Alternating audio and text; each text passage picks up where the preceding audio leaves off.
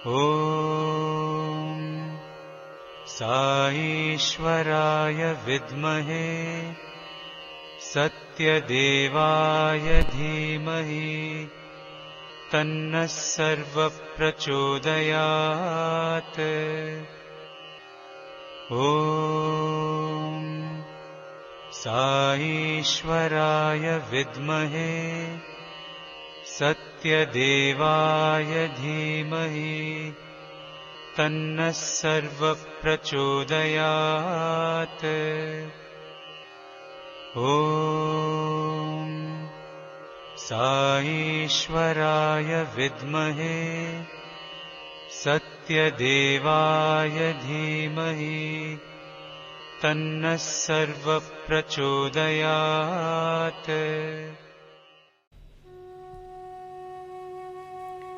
जय साई राम। भगवान श्री सत्य साईं बाबा के चरण कमलों में मेरा प्यार भरा साष्टांग प्रणाम। उनके प्रथम दर्शन ही मेरे जीवन की सबसे महत्वपूर्ण घटना है। एक ऐसी घटना जो मेरे लिए सदैव यादगार रहेगी। वे हर क्षण, हर पल, पग पग पर मेरे साथ हैं।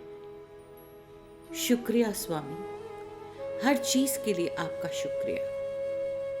दर्शन देने का शुक्रिया, अपना बनाने का शुक्रिया, मेरी आंखों में बस जाने का शुक्रिया तथा मेरे दिल में बस जाने का भी शुक्रिया। भगवान श्री सत्य साईं प्रभु की सभी पर कृपा बनी रहे। प्रभु चरण कमलों में अर्पित सचरित्र तुम्हारा रचित हुआ परायण ग्रंथ के रूप में मेरे प्रभु करुणा निधान इसे स्वीकार करें। इसे कर दो कामना पूर्ण हर सुनने वाले की। ओम श्री साई राम। तपोवन परायण अध्याय 18। संकट मोचक भगवान। मुसीबतें लोगों में भगवान के लिए उत्कंठा जगाने के लिए और सच्चे भक्त को बाकी लोगों से अलग करने के लिए ही उत्पन्न की जाती है। बाबा। वनवास की अवधि समाप्त कर पांडव सही सलामत घर लौट आए थे। स्वभावतः माता कुंती अति प्रसन्न थी। कृतज्ञता प्रकट करने के लिए वे श्री कृष्ण के सामने नतमस्तक हुईं तो कृष्ण ने कहा, मेरी प्यारी बुआ, तुम्हें और क्या चाहिए? इस पर कुंती ने विनय भाव से कहा, हे श्री कृष्ण, मेरे पुत्र जंगल में अति कठिन जीवन बिता रहे थे तथा कंद मूल फल पर जिंदा रह रहे थे। उस संकट में तुमने सदा उनके साथ रहकर उनकी रक्षा की। मुझे तुम्हारे सहारा, सुरक्षा, मधुर प्रेम और सामीप्य तभी प्राप्त होते हैं जब मैं कठिनाई का जीवन व्यतीत करती हूँ।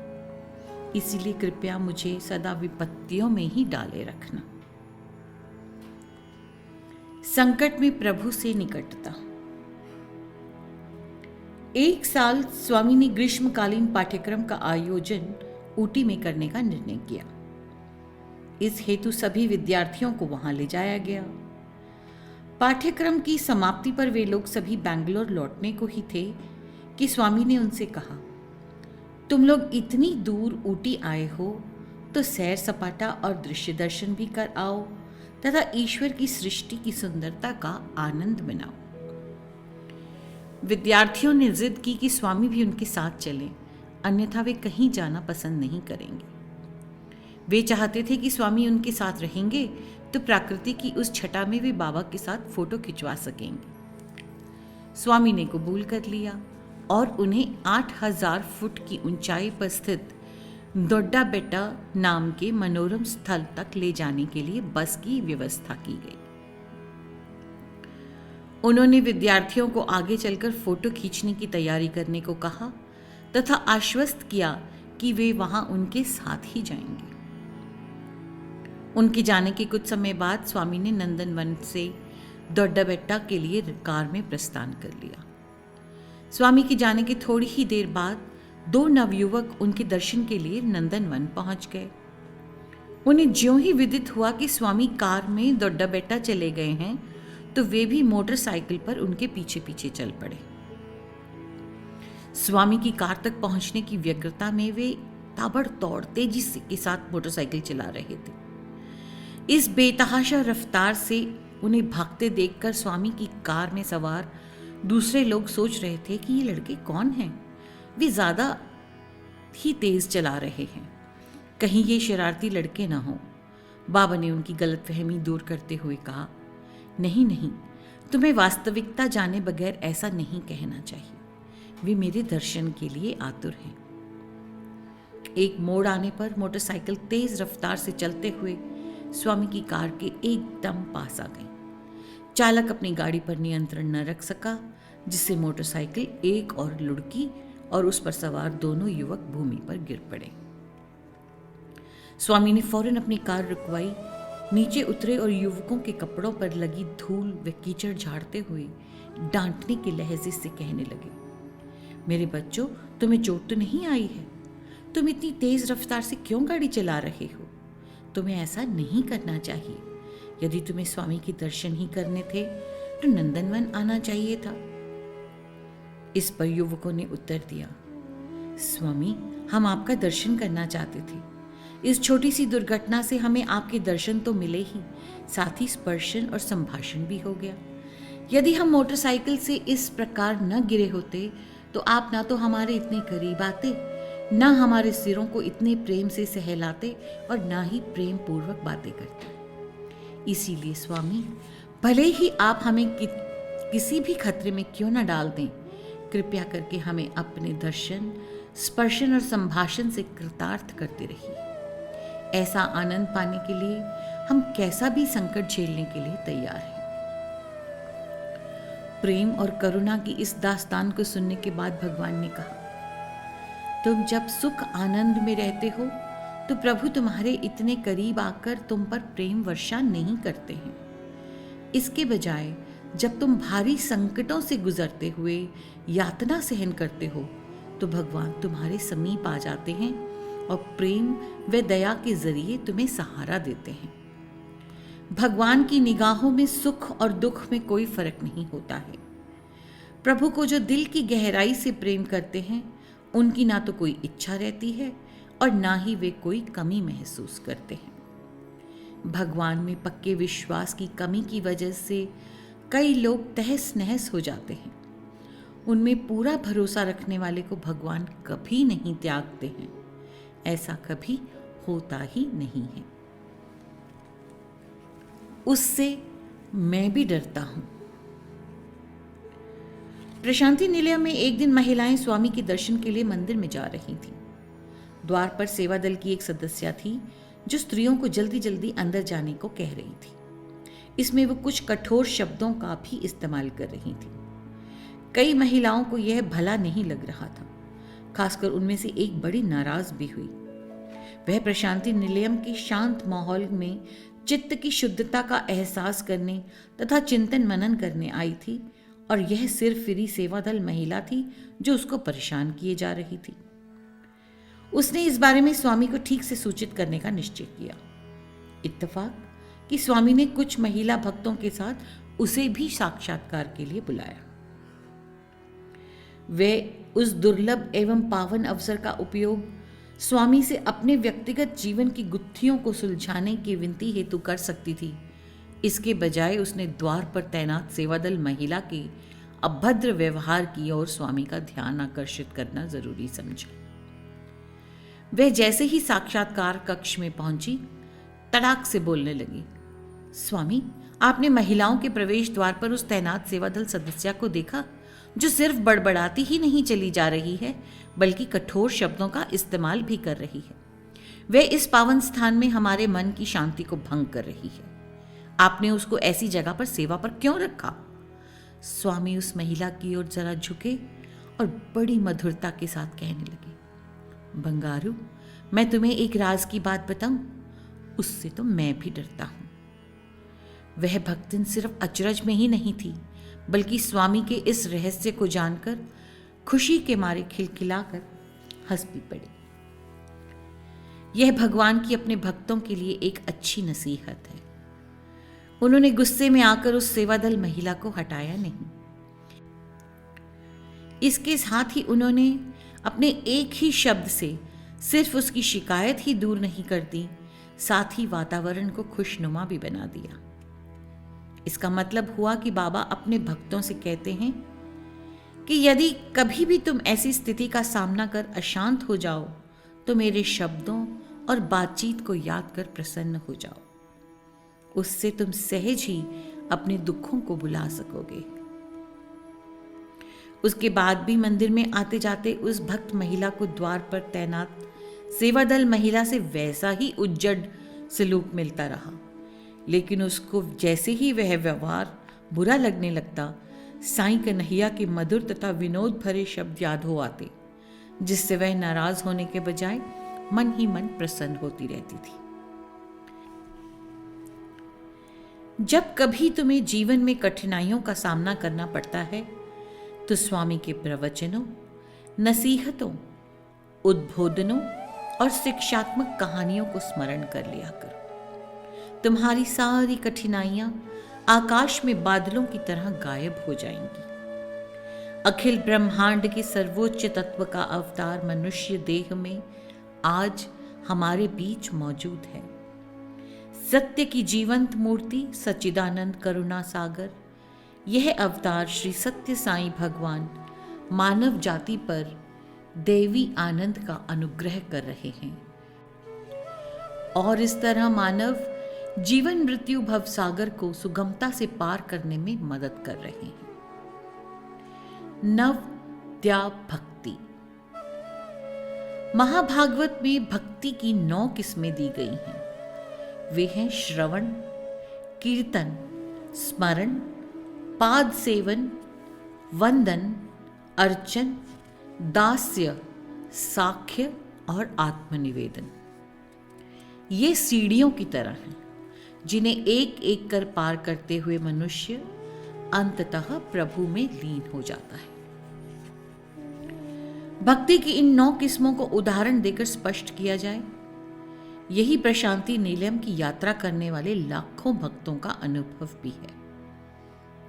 सबसे पहले हमें साईं भगवान के बारे में अनेक बातें सुनने को मिलती हैं। हमें पता चलता है कि श्री बाबा आंध्र प्रदेश के अनंतपुर जिले के पुट्टपर्ती नामक एक पवित्र स्थान में रहते हैं। वे अपने आश्रम प्रशांति निलयम में दर्शन सभागार में सभी लोगों को सुबह एवं शाम दर्शन देते हैं। वे नारंगी रंग का लंबा वस्त्र पहनते हैं तथा उनके सिर पर काले बालों का गुच्छा है और दर्शक को उनका दैवी चेहरा आकर्षक लगता है। साथ ही हमको विदित होता है कि उनके दर्शन से आनंद की प्राप्ति होती है और वे मात्र स्पर्श या कहकर ही इंसान की हर परेशानी को दूर करने की शक्ति रखते हैं।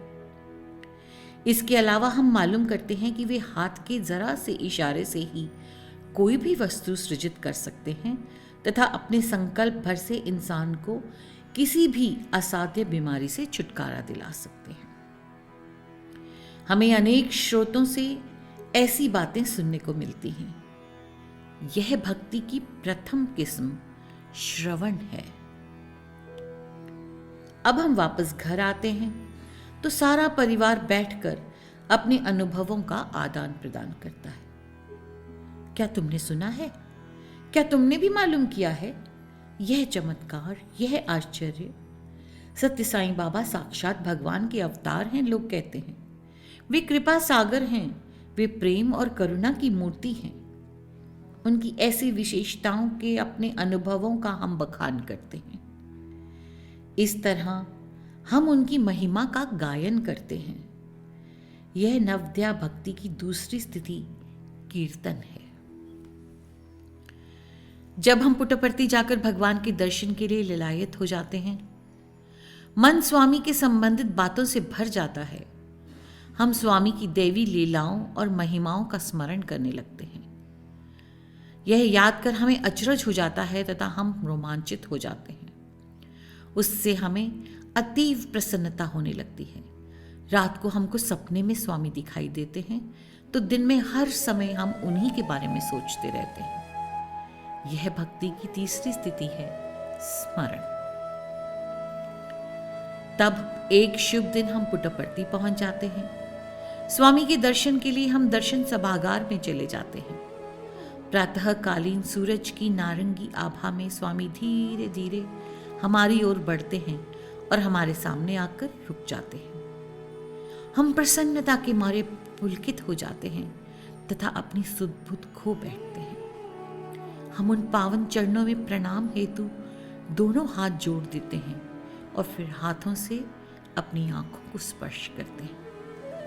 यह नवद्या भक्ति की चौथी सीढ़ी है, पाद सेवन। स्वामी कृपया करके हमें साक्षात्कार के कमरे में बुलाते हैं। आनंद मग्न होकर हम खुशी खुशी वहां पहुंचकर स्वामी के पावन चरणों में बैठ जाते हैं। वे अपने आसन पर विराजमान है, हमारे बहुत करीब बैठे हैं। हमें अपनी खुशकिस्मती पर एक बार की विश्वास नहीं होता तथा एक टक उन्हीं की ओर देखते चले जाते हैं। यह है पांचवी स्थिति, वंदन। हम उनके चरण कमलों पर फूल अर्पित करते हैं। भगवान हमसे कहते हैं, बंगारू, मुझे ये फूल नहीं चाहिए, ये कुछ ही देर में मुरझा जाएंगे। मुझे तो दूसरा फूल तुम्हारा दिल चाहिए।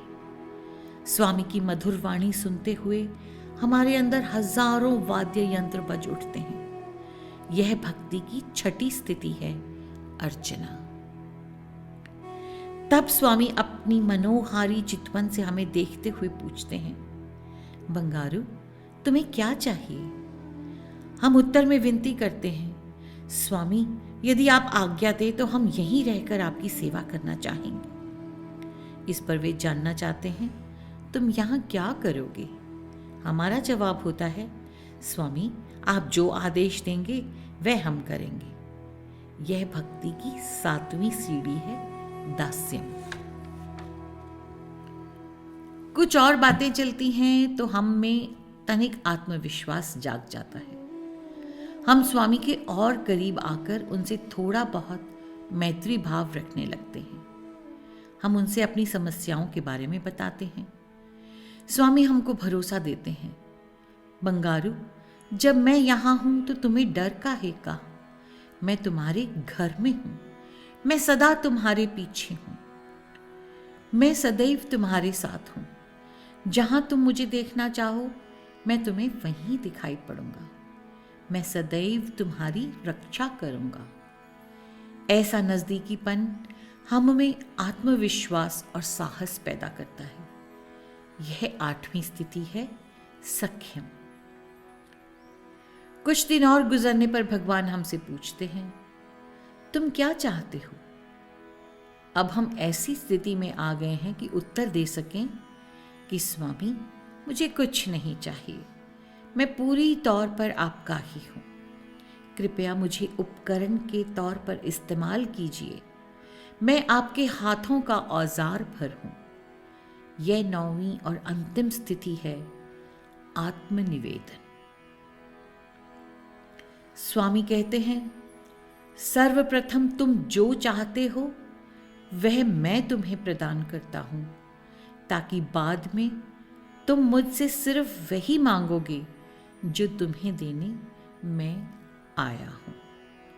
ओम श्री सत्य साई पर ब्रह्मणे नमः। ओम शांति शांति शांति। 18वां अध्याय समाप्त।